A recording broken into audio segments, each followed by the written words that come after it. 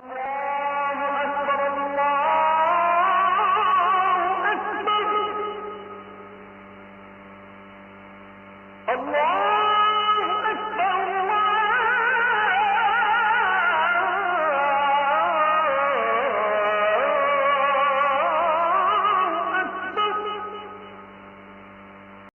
বলেন তো, আমার নবীজি তার প্রত্যেকটা মেয়েকেই ভালোবাসতেন। বাবারা মেয়েদেরকে ভালো একটু বেশি বাসে, আর মায়েরা ছেলেদেরকে একটু বেশি ভালোবাসে। কথা ভুল বললাম না ঠিক বললাম? বলো। দেখবা মেয়েরা বাবার কাছাকাছি থাকে বেশি, আর ছেলেরা মায়ের কাছাকাছি থাকে বেশি।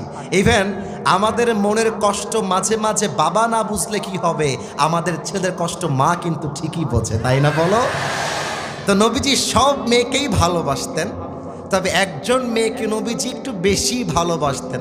বলেন তো এই মেয়েটার নাম কি? মা রাদিয়াল্লাহু তাআলা আনহা। আচ্ছা বলেন তো, এক সাহাবী যাকে বলা হয় আসাদুল্লাহি আল গালিব, আল্লাহর সিংহ, ওই বীর বাহাদুর একজন নারীকে বিয়ে করেছিলেন। ওই নারীর নাম কি? মা রাদিয়াল্লাহু তাআলা আনহা। আজকে আমরা ফাতেমার বায়োগ্রাফিকে from beginning to the last as much as we can, যতটুকু আমরা পারি শুনতে চাই যে তার জীবনীটা কেমন ছিল। এখন প্রশ্ন হতে পারে, হুজুর আপনি একটু আগে বললেন পার্লামেন্ট চলবে কোরআন দিয়ে, আপনি একটু আগে বললেন দেশ চলবে আল্লাহর কোরআনের সংবিধান দিয়ে, ওই কথার সাথে ফাতেমার জীবনের সম্পর্কটা আসলে কোথায়? আমার কথা যুবকরা 100-তে 100 ভাগ একমত হবে। দেখেন আমি কি বলি, আজকাল বাংলাদেশে 90 ভাগ যুবকের চরিত্র নষ্ট হয়েছে একজন নষ্ট চরিত্রহীন মেয়ের জন্য। আজকাল অনেক যুবক তার ক্যারিয়ারকে ভুলে মাদকাসক্ত হয়ে গিয়েছে একজন ধোঁকাবাজ নারীর পাল্লায় পড়ার কারণে। আমি দেখেছি অনেক মেয়ে আমাকে দেখার জন্য ওখানে দাঁড়িয়েছিল, ক্রাউড করছিল। With due respect, I salute all the women in this programme, সবাইকে আমি স্যালিউট জানাই। তবে প্রত্যেকটা মেয়েকে বলতে চাই, সলঙ্গার এই মাহফিল থেকে, সিরাজগঞ্জের এই মাহফিল থেকে আমি তোমাদের বড় ভাই হয়ে বলছি, মাথায় রাখবা, দাড়ি টুপি রাখলে যেমন হুজুর হওয়া যায় না, বোরকা পড়লেই তেমন দিনদার ফাতেমার মতো মেয়ে হওয়া যায় না। সিরাজগঞ্জের শহরে যত মেয়ে প্রেম করে বেড়ায়, রাজশাহী গিয়ে যত মেয়ে পার্কে প্রেম করে বেড়ায়, আমি জানি এটা বললে অনেকের গা জ্বলবে, অনেকে আমার ব্যাপারে বাজে মন্তব্য করবেন, বাট আই ডোন্ট কেয়ার। আমি হক কথা বলবো, হক কথা বলতে আমি আসিফ হুজুর কোনো আপোষ করতে পারবো না। পার্কে যত মেয়ে বাদাম খায় আর প্রেম করে বেড়ায়, তার 80 ভাগ মেয়ে বোরকা ওয়ালিরাই প্রেম করে বেড়ায়। বলো আমার কথা ভুল বললাম না ঠিক বললাম? বলো। আজকালকার অনেক মেয়ে যখন বোরকা পরে পার্কে প্রেম করে, আমার বলতে মনে চায় উপরে ফিটফাট, ভেতরে পুরোটাই সদরঘা। আর এমন ভাবে বোরকা পরে, হাতে মোজা, পায়ে মোজা, মুখ ঢাকা, চোখ ঢাকা, দেখলেই মনে হবে यार ये लड़की तो अभी के अभी जन्नत से भाग के दुनिया में आई है माशाअल्लाह। কিন্তু আমি যখন দেখি একজন মেয়ে বোরকা পরেছে জাস্ট শো অফ হিসেবে, তখন আমার বলতে মন চায়, প্রিয় বোন, তুমি নামে মুসলমান হতে পেরেছো, তুমি কাজে মুসলমান হতে পারো না, ঠিক কিনা বলেন? তাহলে ফাতেমা রাদিয়াল্লাহু তাআলা আনহার স্ট্যাটাস যদি জানতে পারেন, তার লাইফ স্টাইল যদি জানতে পারেন, আগামীকাল থেকে আশা রাখা যায় সিরাজগঞ্জের কোনো মেয়ে তার স্বামীর চোখে চোখ রাঙিয়ে কথা বলতে পারবে না। ফাতেমার জীবনী জানলে কোনো মেয়ে টিকটকে গিয়ে নাচতে পারবে না। ফাতেমা রাদিয়াল্লাহু তাআলা আনহার স্ট্যাটাস সম্পর্কে একটা হাদিস শোনাই। আল্লাহ রাসূল বলেছেন, নাদা মুনাদিন ইয়াউমাল কিয়ামাতি ইয়া আহলাল জামঈ গাদ্দু আবসারাকুম হাত্তা তামুররা ফাতিমা। কিয়ামতের দিন গায়েবীভাবে একটা আওয়াজ আসবে, ডাক দিয়ে বলা হবে, হে হাসরবাসী, তোমরা তোমাদের চোখটা নামিয়ে ফেলো। সবাই তোমাদের চোখ নামিয়ে ফেলো। আর ডাক দিয়ে বলা হবে, যতক্ষণ পর্যন্ত ফাতেমা জান্নাতে প্রবেশ না করবে, কারো চোখ নিচু থেকে উঁচু হতে পারবে না। কোন সুবহানাল্লাহ। What a status! জান্নাতে না যাওয়া পর্যন্ত হাসরবাসীর চোখ থাকবে নিচের দিকে। আল্লাহ রসুল বলেছেন এই পুরো পৃথিবীতে শ্রেষ্ঠ নারী হচ্ছে 4 জন। আমার দিকে তাকান, আমার 4টা আঙ্গুল দেখেন। সাউন্ড আরো বাড়ায় দাও, বেসটা ক্লিয়ার করে বাড়ায় দাও। আমার 4টা আঙ্গুল দেখে বলেন পৃথিবীতে শ্রেষ্ঠ মহিয়সী নারী 4 জন। বলেন কয়জন? আওয়াজটা সিরাজগঞ্জের হয় নাই, আর একবার কয়জন? 1 মারিয়াম, 2 খাদিজা, 3 আসিয়া, 4 ফাতেমা রাদিয়াল্লাহু তাআলা আনহা। বিভিন্ন রেওয়ায়াতে নাম এক একটা কম বেশি আছে, কিন্তু কিছু রেওয়ায়াতে আল্লাহর রাসূল নিজেই বলেছেন সব নারীর মাঝে সেরা নারী হচ্ছে আমার মেয়ে ফাতেমা। তাও তো সুবহানাল্লাহ কইতে পারলেন না আপনারা। এখানে অনেক যুবক যাদের বউটো কেউ নাই, আমি জানি, সিঙ্গেল বসে আছে। আপনারা হাসবেন না, আপনার জন্য আমাদের যুবকদের বিয়ে হচ্ছে না। আচ্ছা, আমার বাপ যদি বলে আমাকে বিয়ে দিবে, কোনো বাপের বেটা আটকাই দিতে পারবে? আমার মনে হয় যুবকদের বিয়ে না হওয়ার পেছনে বাপ মাই সবার আগে দায়ী। যুবক ভাইরা, ঠিক কিনা বলো? দেখেন নবীজি ফাতেমাকে বিয়ে দিয়েছেন কেমন করে, তাকবীর দেন, নারায়ে তাকবীর। খেয়াল করেছেন বিয়ের কথা বলার সাথে সাথে সবার মুখে হাসি চলে আসছে। তো এই যুবকদেরকে বিয়ে দিলে কত খুশি তারা হয়ে যাবে, তাই না বলো যুবক ভাইরা? ফাতেমার যখন বিয়ের বয়স হলো, একজন সাহাবী নবীর কাছে আসলেন। খুব মজার হাদিস, খুব মজার ঘটনা। এসে বলছে, ইয়া রাসূলুল্লাহ, আমি আপনার মেয়ে ফাতেমাকে বিয়ে করতে চাই, স্ত্রী হিসেবে আমি ফাতেমাকে পেতে চাই। হে রাসূল, এই ছেলে, কই যায় এটা? এর জীবনেও বিয়ে হবে না। আপনারা উঠতে দিলেন কেন? খবরদার, 2 বিয়ে হয়েছে। আচ্ছা ঠিক আছে, কেউ যদি উঠে যায়, একজনকে দেখলাম, এবার যদি কেউ উঠে যায় লুঙ্গিটা টান দিয়ে ধরে বসায় দেওয়া লাগবে। নবীজি, আপনি কি আপনার মেয়েকে আমার সাথে বিয়ে দিবেন? নবীজি ইয়েসও বললেন না, নো বললেন না। আমার মাথার দিকে সবাই তাকাবেন। নবীজি মাথাটা নিচু করে বসে আছেন। ওই সাহাবী বুঝে গেছে এখানে আমার বিয়ের প্রস্তাব খাটবে না, আই অ্যাম রিজেক্টেড, আমার বিয়ে ক্যান্সেল, বের হয়ে গেছে। আর এক সাহাবী আসছে, এসে বলছে, ইয়া রাসূলুল্লাহ, আমি আপনার মেয়েকে বিয়ে করতে চাই, আপনি কি এই বিয়েতে রাজি আছেন কিনা? নবীজি মাথা নিচু, চুপচাপ, ইয়েসও বলছেন না, নো বলছেন না, চুপচাপ মাথা ঝাঁকিয়ে বসে আছেন নিচের দিকে।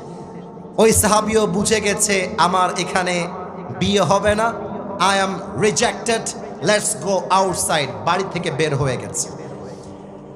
বাহিরে যখন গিয়েছে, ওখানে আরো 2 জন সাহাবী আছে। আমার 2টা আঙ্গুল দেখে বলবেন সিরাজগঞ্জের ভাইয়েরা, বাহিরে আরো কয়জন সাহাবী আছে? এরা কথা বললেই তো মাঠ কাঁপবে, এদের কথার আওয়াজ নাই। বলেন কয়জন? 1 আব্দুর রহমান বিন আউফ, আর এক হচ্ছে আলী রাদিয়াল্লাহু তাআলা আনহু। যুবকরা কান খাড়া রাখবা সবসময়, কথা যেন মিস না হয়ে যায়। তা আব্দুর রহমান বিন আউফ আলী রাদিয়াল্লাহু তাআলা আনহুর খুব কাছের বন্ধু।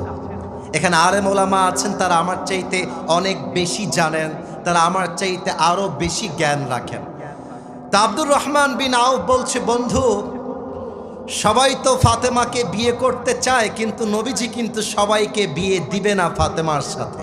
আমার বিশ্বাস বন্ধু আলী, তুমি যদি একবার প্রস্তাবটা নিয়ে যাও, আমি তোমার বন্ধু হিসেবে বলছি, নবী তোমার মতো সন্তানকে, তোমার মতো ছেলেকে খালি হাতে না বলে ফিরাই দিবে না। তাও তো সুবহানাল্লাহ কইতে পারলেন।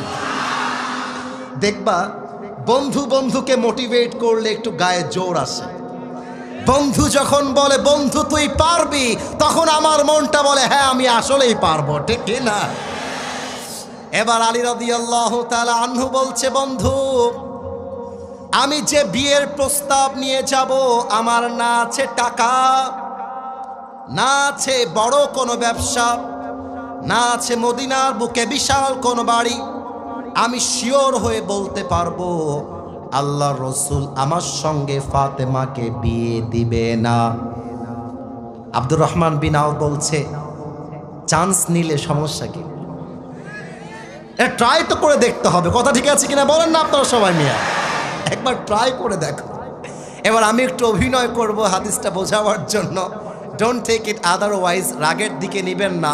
আমি চাই আমি একা বুঝলে হবে না, মুরব্বী, যুবক, মা বোন সবাইকে বুঝতে হবে, ঠিক কিনা? আল্লাহর রসুল মসজিদে নববীতে বসে আছেন, চুপচাপ বসে বসে নবীজি জিকির করছেন। এরই মাঝে আলী রাদিয়াল্লাহু তাআলা আনহু নবীর কাছে এসে দাঁড়িয়ে গিয়েছে। কিন্তু আমাকে না দেখলে হাদিসের প্র্যাকটিক্যাল মিনিংটা বুঝবেন না। Look at my physical structure, আমার দিকে তাকান। আলী এভাবে দুইটা হাত বেঁধে, দ্য হেড ওয়াজ ডাউন, মাথাটা নিচের দিকে ছিল, এভাবে দাঁড়িয়ে আছে নবীর সামনে। নবীজি ডাক দিয়ে বলছে, মালাকা ইয়া আলী, হে আলী তোমার কি হয়েছে, কেন এসেছো, কি বলতে চাও বলো না কেন, চুপচাপ কেন?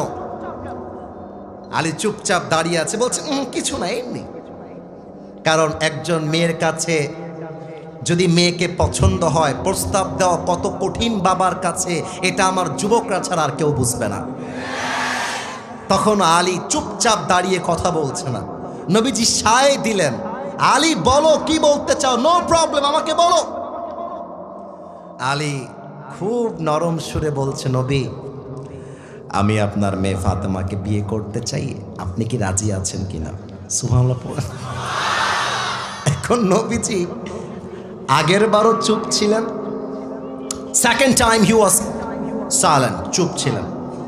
কিন্তু এবার আলী যখন বলেছে আমি আপনার মেয়েকে বিয়ে করতে চাই, নবীজি কোনো কথা না বলে জাস্ট বলেছেন আওয়াজ দিয়ে, ইনশাআল্লাহ।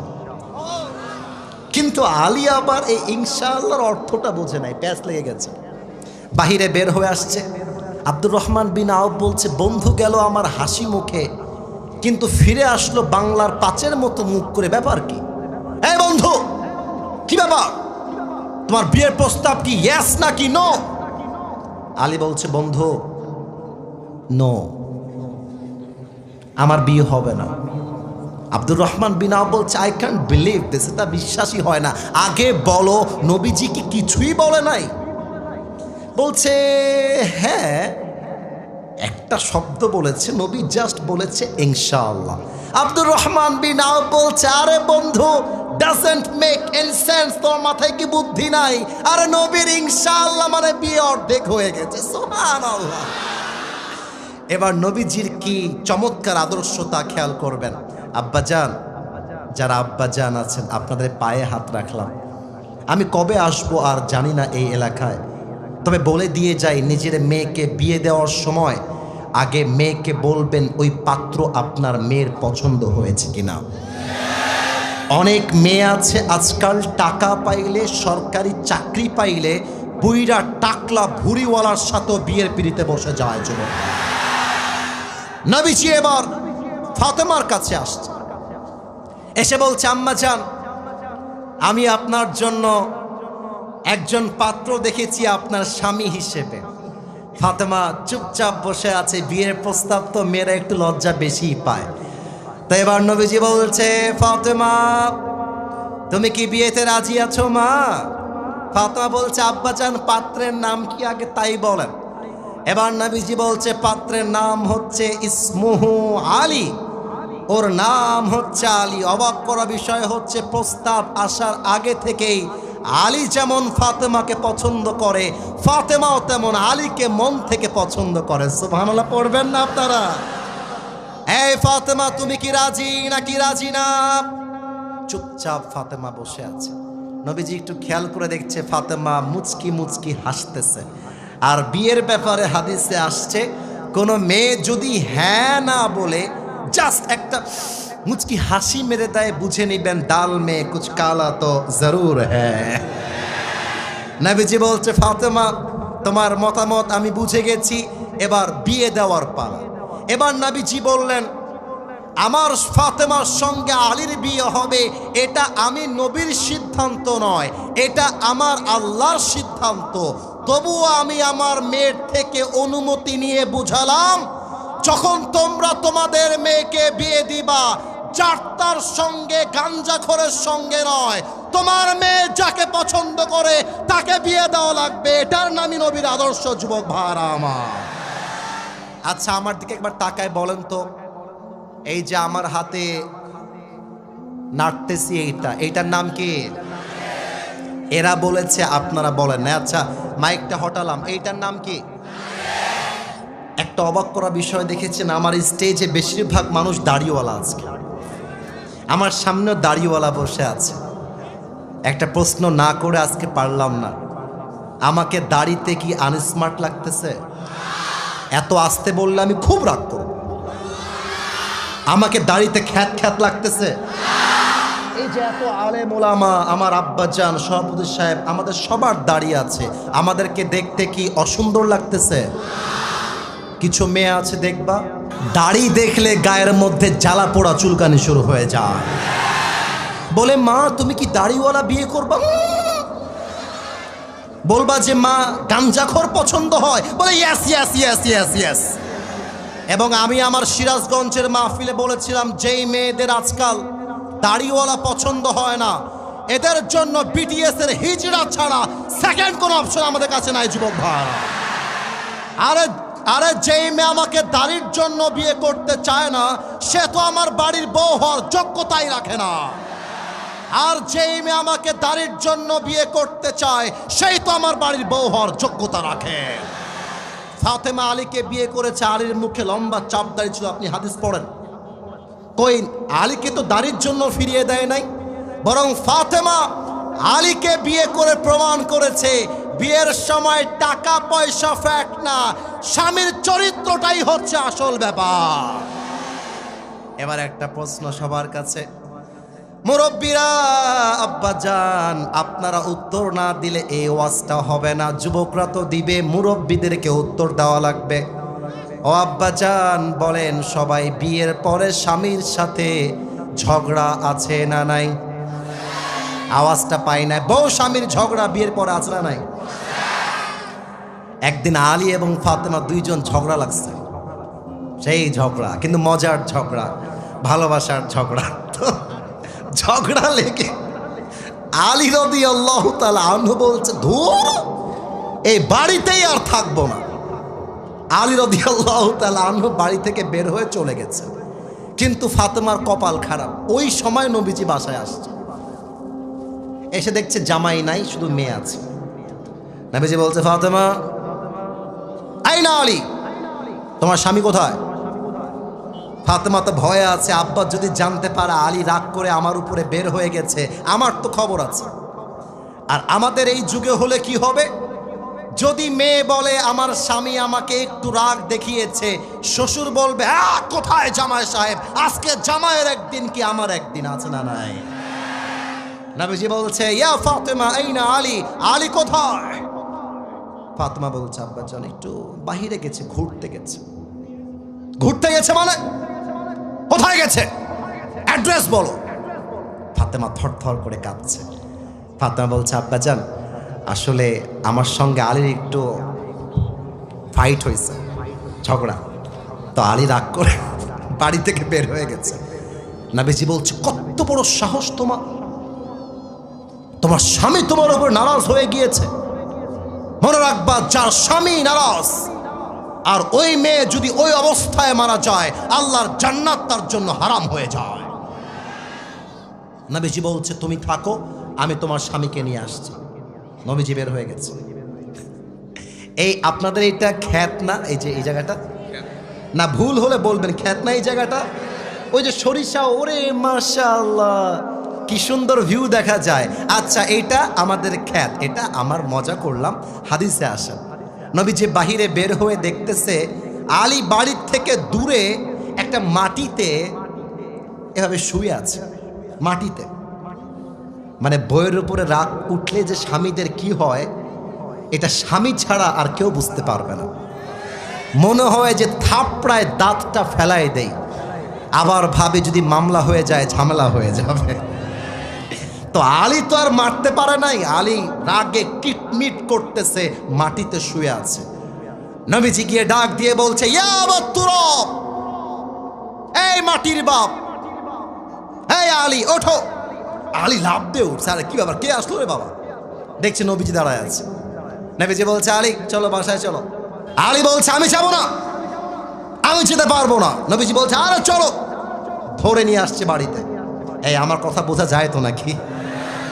এবার আমি একটু মাইক থেকে পেছনে গেলাম। আলীকে ধরে নিয়ে আসছে নবীজি, ফাতেমা ঘরের খাটে বসে আছে। আলীকে যখন নবীজি ধরে নিয়ে আসছে, ফাতেমা রাগের ঠেলায় মাথা উঁচু করছে না, এভাবে বসে আছে। রাগ, মেয়েদের রাগ যেমন হয় আর কি। নবীজি আলীকে নিয়ে এসে বলছে, তুমি তোমার বইয়ের পাশে বসো। আলী ফাতেমার পাশে বসে গেছে। এবার নবীজি কি করেছে খেয়াল করেন। নবীজি ফাতেমার হাতটা নিয়ে বলছে, মা তোমার হাতটা আমার বুকে রাখো। ফাতেমা তার হাতটা নবীজির বুকে রেখেছে।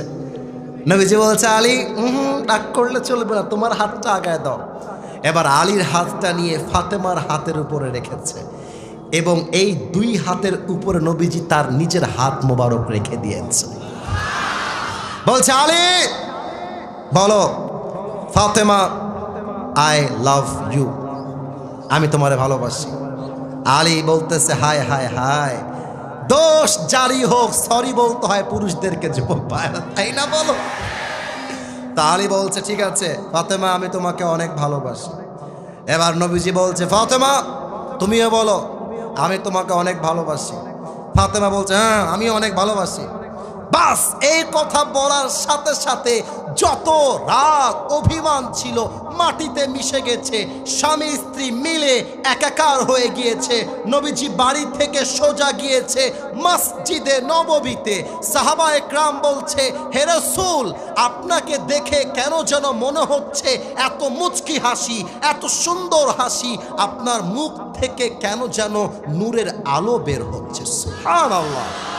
নবীজি বলছে, এটা আমার খুশির আলো, কারণ আমি এই মুহূর্তে আমার মেয়ে ফাতেমাকে তার স্বামীর বুকে ফিরিয়ে দিয়ে চলে আসছি। সুবহানাল্লাহ পড়বেন না আপনারা মিয়া?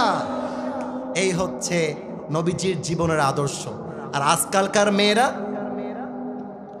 স্বামীর সঙ্গে ঝগড়া হইলে, এই তুমি আমাকে তালাক দাও, আমি তোমার ঘরে আর ভাত খাবো না, আমি এই বাড়িতে আর থাকবো না, মামলা দিব, তোমার জেলে ভরে ছাড়বো, এই কথাগুলো বলে। আর স্বামী বলে, তোরে তালাক, তোর বাপ তালাক, তোর মা তালাক, তোর 14 গোষ্ঠী তালাক। সম্পর্কটা একটা মুহূর্তে ভেঙে চূর্ণ বিচূর্ণ হয়ে যায়, ঠিক কিনা বলে?